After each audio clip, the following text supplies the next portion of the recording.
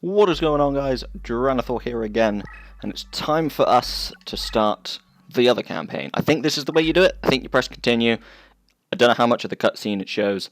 Then it gives you the choice of the white or red rose. You just can't choose. Oh, it just takes us straight into the I offer you a choice. So as far as I remember, you physically cannot pick the same one again. I'm gonna use it.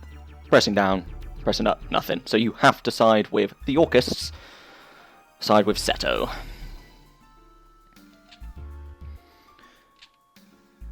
It keeps, obviously, all of the cards that you had from the other campaign, but I think I explained at the end of the last video, you have to have a deck cost lower than who you are dueling. So you can't just boss on through with all of the best cards. So I'm going to do a quick shuffle of the deck if I have to. A deck that costs lower than that of an opponent is the key. The other bit that I don't fully understand, you have to have obviously a lower deck cost to acquire a rose card of the other Duelist. But while I was doing some of the free duels that I'm not going to do on video because it's just the same sort of thing as the normal duels, and I tend to just have a little bit of music on while I'm doing it to listen to something else rather than the in-game things. You can't duel people that you've already got a rose card of if your deck cost is higher, which doesn't make sense to me because you should only need to use a deck cost lower to get the rose card. I don't know. So Taya has 933, and you exceed the deck level. 933, let's see what we can do. The only thing we got was the Komori Dragon. So, some quite high. I'm going to hold on to the Soul Stalker. Let's get rid of the Launcher Spider. And let's take out, I think I'll keep the Mountain and the Wasteland. And deck cost 933. I think I take out like the Sky Dragon and the Thunder stuff. And the Paralyzing Potion. The Goblin Fan I know I don't need, and I don't really like using the negate attack if I'm honest. Just take out that Thunder. I think that was it, wasn't it? Yeah. So 2 Cocoons, 2 Petite Moths, and I need 2 more cards of 59. Let's put in... Don't want to put in too many more equips. Let's put in another dinosaur and another warrior. 898.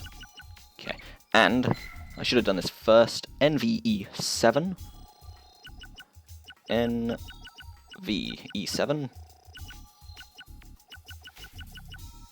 A3EZ. I don't know what this one is. I hope it's something usable. Fairy's Gift. 29 deck cost. Gain 800 life points when this card is flipped face up. That could be really helpful. What does it cost? 29. 29. Maybe I'll take out the Mountain, put in the Fairy Gift, because I haven't got the things to make Twin-Headed Thunder Dragon anymore. I did realise I've just kept the Man-Eating Black Shark in, but as just a flat-out 2100, might as well keep it in there. So for the first duel of the White campaign, we fight Taya. As I said, I can remember a lot more of this campaign than I can the other one, because I just kept restarting and doing this one, because I got stuck on the other one so long. Taya's quite easy. she isn't really too much of a worry. I think I'm going to place the Petite Moth down here. Just because if I draw the cocoon, I might as well keep the stuff there. Let's keep the photo just in case. So a fusion. And I can check what she's used. Skeleton Dancing Elf. I think that makes a Dark Witch. 1800. Even though the Swordsman would be nice to use here, let's get a Sword Armor Dragon out. Makes sense. Because of my deck leader bonus, I can move twice. Is it Dark Witch? It is. Okay.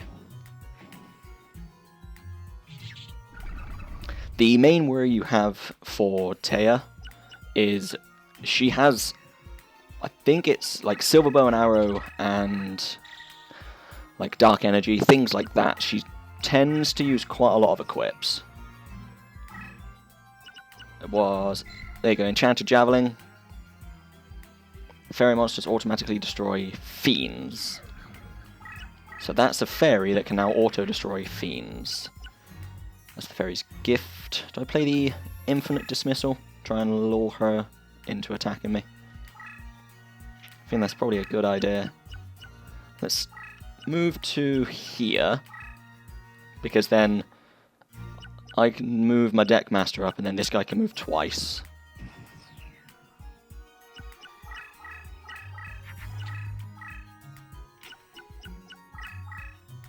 There we go. So that goes down to 700, I think. Maybe 800. 800? Oh, it doesn't. Infinite Dismissal doesn't put it down. I'm silly. I should have moved across and attacked, but at the same time I do also want to defeat a couple of her monsters while I can. Actually going to do this differently. Let's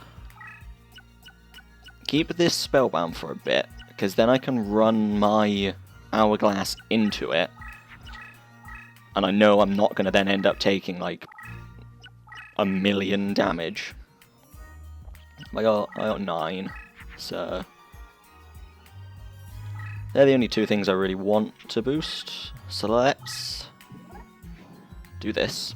I take 500, then 1,000 from the effect, but it boosts both of my Sword Armor Dragons up. And whatever it was I placed down there, the Petite Moth. So now I can attack in.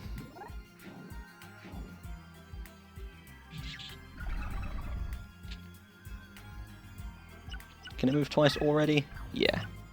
So let's attack this. Throw an Hourglass of Courage, but I don't think I leave her on enough life points for it to activate. No, 250. Wow. I think there's quite a few things in the grave. Hopefully she tries to like fuse something or fail fuse something. Or power up, that's fair.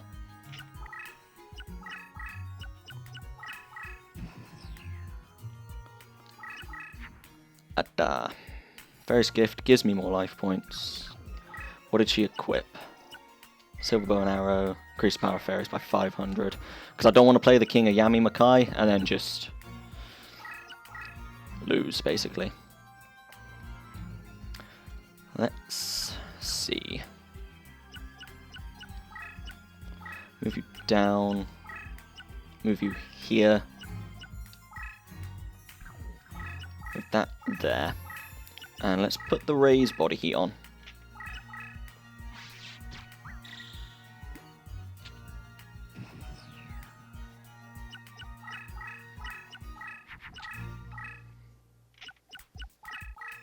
Okay, she's moved back.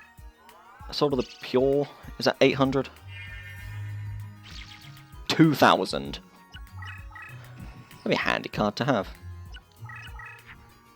Brachioradus.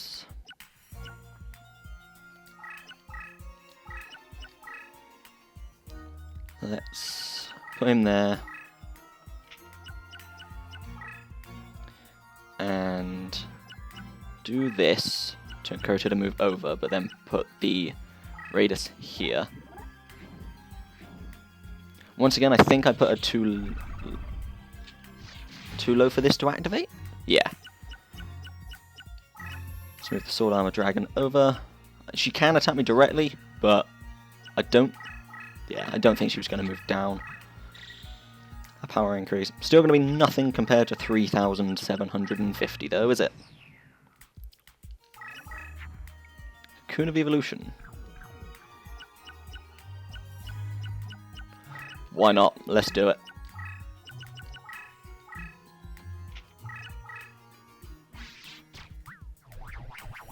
I don't know why this goes so weird.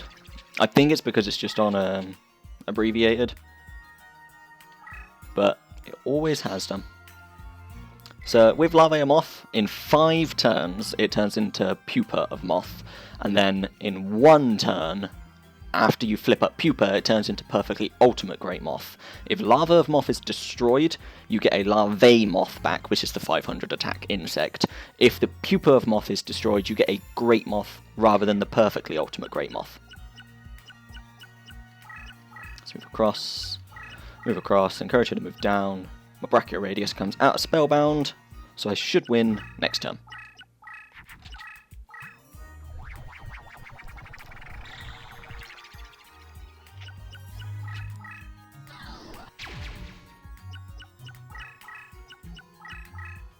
She didn't attack though, which means it's less than the 2,200. Hey look, another cocoon. I kind of want to find out what it is.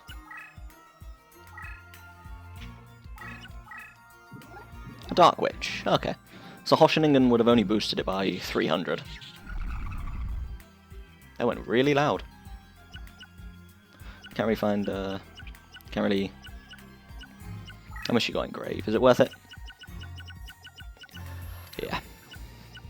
Let's finish her off with the Brachio.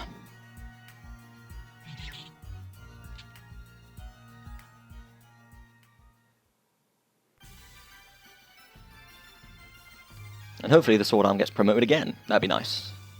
Nope. So, I kind of wanted that Soul of the Pure. I wanted their Hourglass. Hourglass is nice. Doma. Soul of the Pure? Hourglass of Life, Hourglass of Courage, and Doma. That's helpful. That is helpful. But I don't want to use too many of the Hourglasses because you lose 1,000 and the bow damage that you take if you had it in attack mode. So,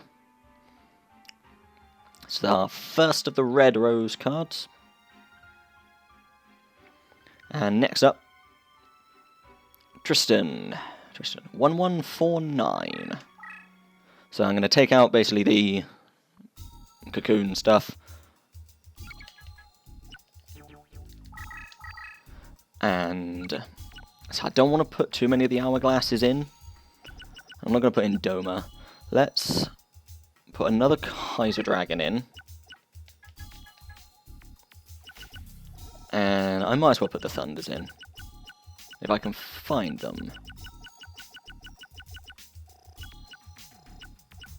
Lots of insects, and lots of dinosaurs, because I fought Rex and Weevil quite a bit. We got Forest. Forest ain't really going to do much. Burning Land, I don't think does too much either. I don't think it's worth putting in too many of the traps. See, we got anything that's like quite high debt cost that's good, because we got 2 spaces. Let's put in the Launcher Spider because it did well. Yeah, I think he had like 1149. So, what I might do as well, let's take out a Tomosaurus. Let's... As much as I like the Infinite Dismissal, it doesn't quite do what I thought it did. So let's take that out. Let's go to Type. Go to the Fiends. Where are the Fiends? Are they quite high up? Are they quite... There we go. Let's go for... The Job Chain Mirror is already in there. Forgot to take that out earlier. Oh no, I've got the king of Yami Makai. Let's put another king in. And let's go for...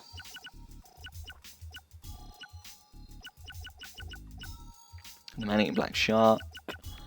Maybe the slot machine? It's roboting like... machine. While it's in defense, kind of frustrating. It's Thunder Dragon, but it doesn't work as well as I thought it would. So let's just go for something that's got quite high deck cost. 2 slot machines. No, I want lower stars. Lower stars, a 4-star. Let's put Exodia, try and level up Exodia a little bit. And we will put in maybe the Hourglass of Life. No, Nightmare Scorpion has the Spellbinding. We'll go with this. I remember Tristan being pretty easy as well. So let's save and jump in. I should have time to also beat Tristan. If not, I will have to either speed it up, depending on how the duel goes, or cut it here and start it in the next part. But Tristan is quite easy to beat. So we got the raised body heat and the invigoration for the launcher spider. Let's pop the raised body heat down. Should gain 3 to put me on 7. So I can flat out play the launcher spider. And it will go from being downgraded to being upgraded. Oh, he played a card that meant he took no battle damage. Yeah, okay. But the launcher spider's there. So he's going to have to move his Deckmaster.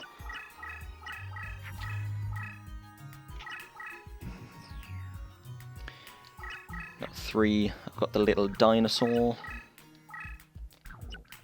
Move the raised body heat over, play the invigoration.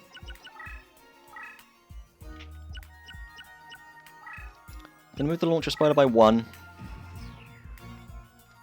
Try and encourage him into the corner. And that way I can beat a couple of his cards to get them into the graveyard slots. So we'll do hard armor with a little dinosaur.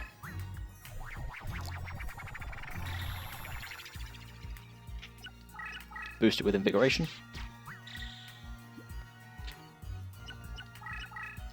Boost it with the raised body heat.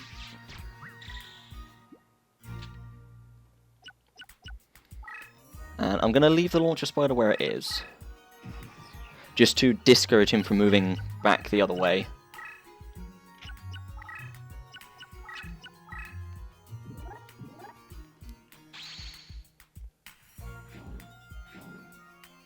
I think it just flips everything face up. I'm going to have to read that, because his stuff isn't face up. Graveyard. All cards are shifted to attack position. That's fair. What I can do here is move the blast sphere up. I'm not going to attack him, because I don't want to kill him this quickly. Move my launcher spider away. I think I only have to do it by 1 place, because it'll blow up this radius. Pop the sword arm into defense. I'm going to move back just in case that can move 2 spaces and attack me.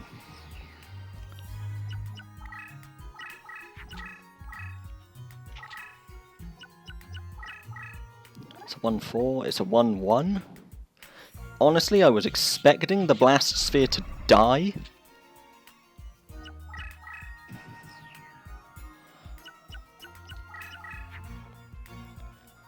First gift, Wasteland. I could make another sword arm. Let's do that. How much does he go in the graveyard? Only 3.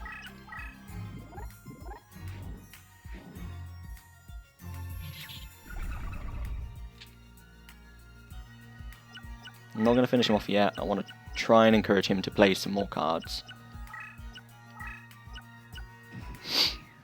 Just to get a bit more in the graveyard, because otherwise you get given Fake Trap.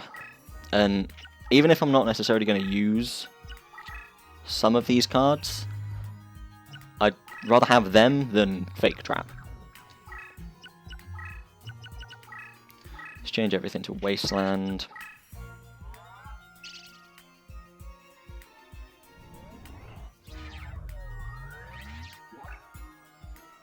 I'm going to move my Sword Arms back, because if he does somehow kill the Blast Sphere, I don't want it taking out all of my cards. Move myself over. Please just kill my Blast Sphere.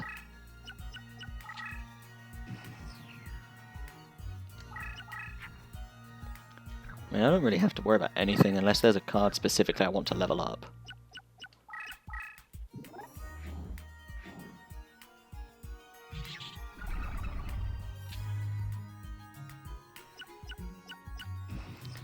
This is also getting some points for the Sword Arm of Dragons. I don't know how like the points tally and everything completely works, but I know the more you have on the board and the more things that they destroy, or I don't know if that counts. What was it? Fairy Meteor Crush. Pretty cool. Let's move the Blast Sphere to there to hopefully encourage him to play something that's bigger than 1/4 and kill it. He did have a Sorcerer of the Doomed, which is 1450. He didn't attack. So 1, 2, 3, 4, 5, 6, 7, 8. I only just killed that as well. 9 counting as Carbonala Warrior, so I think it's worth finishing them off here.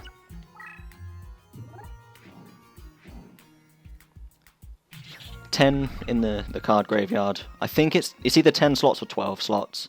If a Fake Trap or 2 shows up, then so be it.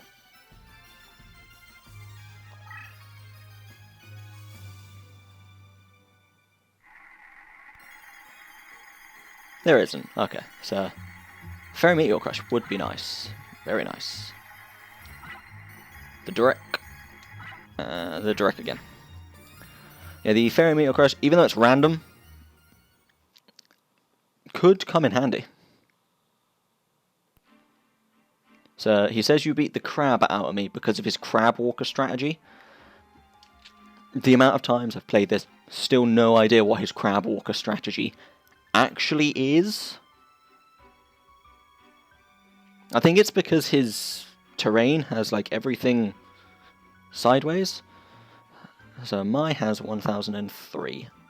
I will be facing mine next time, and I'll have a think about how I want to shuffle up the deck. Probably taking out some of like Launcher Spider, and her field is fully mountain, and obviously she plays quite a bit of Harpies. So Twin-Headed Thunder Dragon will come in handy. The Thunders also get boosted, so I might just put in like Thunder Dragon, because it'd be a 21. But I will have a think about what I want to do, and see you guys in the next part. Thank you very much for watching.